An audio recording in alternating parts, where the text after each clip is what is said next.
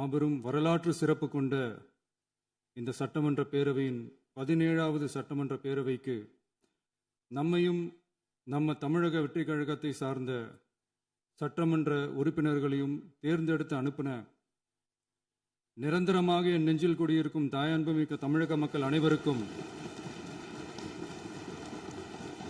என்னுடைய மனப்பூர்வமான நன்றிகள். எதிர்த்து பேசினாதான் எதிர்கட்சின்னு ப்ரூவ் பண்ண முடியும்னு நினைச்சுக்கிட்டு பேசின எதிர்கட்சியை சேர்ந்த எதிர்கட்சி தலைவர் உள்ளிட்ட மாண்புமிகு உறுப்பினர்களுக்கும் வணக்கமும் நன்றியும். நாம் ஏதோ ஷூட்டிங்லேருந்து நேராக வந்து சிஎம் ஆன மாதிரியே சில பேர் ஒரு இமேஜ் கிரியேட் பண்ணுறாங்க. அவங்களுக்கு அவங்க ஆசைப்படுற லாங்குவேஜ்லேயே சொல்கிறோம், அது வெறும் ரீல் தான், ரியல் கிடையாது. ஒரு சாதாரண நடிகனாக தான் நம்ம கெரியர் தொடங்குச்சு. அப்புறம் அப்படியே சின்சியராக உழைச்சி மேலே வந்தோம். நம்ம கெரியரில் நாம் மேலே வந்ததுக்கு இந்த விஜய் ஒருத்தன் மட்டுமே காரணம் இல்லை, அவனோட உழைப்பு மட்டுமே காரணம் இல்லை. இந்த விஜயோட உழைப்புக்கும் உயர்வுக்கும் பின்னாடி இருக்கிற ஒட்டுமொத்த தமிழ்நாட்டு மக்களோட அன்பும் அரவணைப்பும் தான் காரணம். ஒவ்வொரு வீட்டில் இருக்க ஒவ்வொருத்தரும் நம்மளை அவங்க வீட்டில் ஒருத்தனா ஏற்றுக்கிட்டது தான் நமக்கு கடவுளும் மக்களும் தந்த மிகப்பெரிய வரம். அதுக்காகவே கடவுளுக்கு சமமான நம்மளோட சொந்தங்களான தமிழக மக்கள் அனைவருக்கும் மீண்டும் மீண்டும் நன்றி. 1990ஸ்லேயே ரசிகர் மன்றமாக இருந்தப்பவே மக்களுக்கு துணையாக நிற்க ஆரம்பித்தோம். 1,72,00,000 வாக்குகளோட தமிழ்நாட்டிலேயே தனி பெரும் கட்சியாக வந்தோம். தமிழக மக்களாலையும் நம்மளோட ஆதரவு இயக்கங்களாலையும் இதோ இன்னைக்கு இங்கே நம்ம டிவிக்கே ஆளும் கட்சியாக உட்கார்ந்துருக்கிறோம். இந்த ஆளும் கட்சியாக ஆனதும் அவ்வளவு சாதாரணமாலாம் நடந்துடல.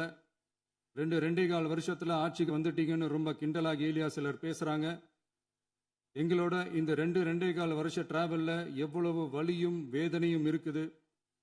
நம்மளோட மக்கள் சந்திப்புக்கே அவ்வளவு இடையூறு, அவ்வளவு தடைகள், ஊர் உலகத்தில் யாருக்கும் இல்லாத ஒன்றா நமக்கு மட்டுமேன்னு தனியாக ஸ்பெஷலாக எக்ஸ்க்ளூசிவாக நிறைய நிபந்தனைகள், நெருக்கடிகள், கட்டுப்பாடுகள், நம்மளை சந்திக்க வர்ற மக்களுக்கு சரியான பாதுகாப்பு இல்லாமல், நம்ம கூட்ட நிகழ்ச்சிக்கு போதுமான பாதுகாப்பு இல்லாமன்னு இன்னும் வெளியே சொல்ல முடியாத நிறைய சூழ்ச்சிகள் எல்லாத்தையும் தாண்டி தான் நாம் இந்த இடத்துக்கு வந்திருக்கிறோம். But still miles to go. நம்ம டிராவலில் எல்லாத்துக்கும் முச்சமாக நம்மளோட சொந்தங்கள், நம்மளோட உறவுகள், 41 பேர் கரூர் சம்பவத்தில் இழந்த வேதனை எல்லாம் எப்படி சொல்றதுனே தெரியல. நம்ம மனசை விட்டு என்னைக்கும் அந்த வலியும் வேதனையும் நீங்கவே நீங்காது. அதுலேயும் நம்ம மேலேயே பழி போட்ட கொடுமையெல்லாம் இருக்கும் பாருங்க, அதெல்லாம் வேற லெவலுங்க.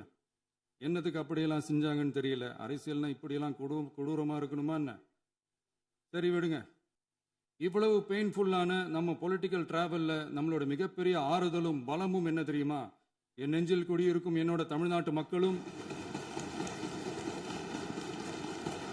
என் உயிருக்கு உயிரான என்னோட தோழர்களும் தான். அவங்களோட பலத்தால தான் அன்னைக்கு 1967 முன்னாள் முதல்வர் மாண்புமிகு அறிஞர் அண்ணா அவர்கள் தலைமையில் அமைஞ்ச சாமானியர்களோட ஆட்சி மாதிரி, 1977 முன்னாள் முதல்வர் மாண்புமிகு புரட்சி தலைவர் எம்ஜிஆர் அவர்கள் தலைமையில் அமைஞ்ச மிக சாமானியர்களோட ஆட்சி மாதிரி, இதோ இன்னைக்கு அதே வரிசையில் 2026 சட்டமன்ற தேர்தலில் இந்த விஜயோட தோழர்கள் இடம்பெற்ற ஒரு மிக மிக சாமானியர்களின் ஆட்சி அமைஞ்சிருக்கு. வாகை சூடும் வரலாறு திரும்பி இருக்கிறது. இப்படி ஒரு தீர்ப்பை மக்கள் அளிச்சதுனால தான் தமிழக வரலாற்றில் ஒரு மகத்தான கூட்டணி ஆட்சியை நாம் அமைச்சிருக்கிறோம். இளைஞர்களால் என்ன செய்ய முடியும், பெண்களால் என்ன செய்ய முடியும்னு கேட்டவங்களுக்கான பதில் தான் இன்னைக்கு அமைஞ்சிருக்கிற நம்ம ஆட்சி. ஒரே ஒரு குடும்பம் மட்டும் முக்கியம்னு சொல்றது நம்மளோட ஆட்சி அதிகார அரசியல் இல்லை. தமிழ்நாட்டில் இருக்கிற ஒவ்வொரு குடும்பமும் முக்கியம்னு சொல்றது தான் நம்ம அரசியல். நம்மளோட ஆட்சி அதிகாரம் அதான் நம்மளோட மனசாட்சி உள்ள மக்களாட்சி.